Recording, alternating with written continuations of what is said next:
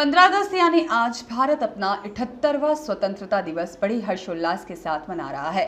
प्रधानमंत्री नरेंद्र मोदी ने ऐतिहासिक लाल किले की प्राचीर से राष्ट्रीय ध्वज फहराने के बाद राष्ट्र को संबोधित किया।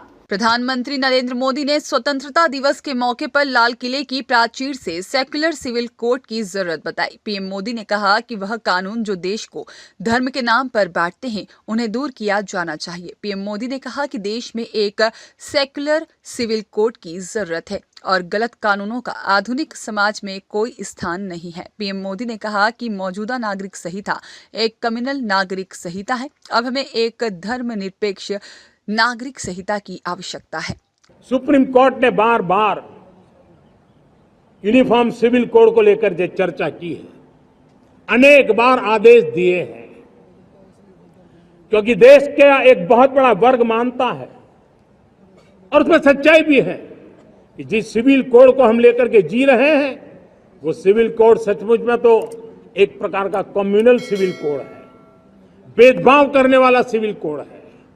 ऐसे सिविल कोड से जब संविधान के 75 वर्ष मना रहे हैं और संविधान की भावना भी जो हमें कहती है करने के लिए, इसकी सुप्रीम कोर्ट भी हमें कहती है करने के लिए, और तब जो संविधान निर्माताओं का सपना था, उस सपने को पूरा करना हम सबका दायित्व है।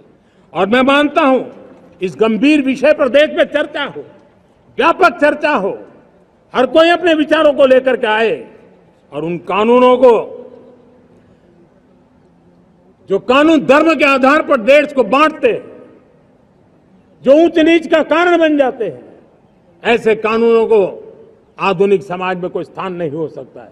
और इसलिए मैं तो कहूंगा, अब समय की मांग है कि देश में एक सेक्युलर सिविल कोड हो। हमने कम्युनल सिविल कोड में 75 साल बिताए हैं, अब हमें सेक्युलर सिविल कोड की तरफ जाना होगा और तब जाकर के देश में धर्म के आधार पर जो भेदभाव हो रहे हैं, सामान्य नागरिक को जो दूरी महसूस होती है, उससे हमें मुक्ति मिलेगी। ब्यूरो रिपोर्ट, सत्याग्रह न्यूज, मध्य प्रदेश।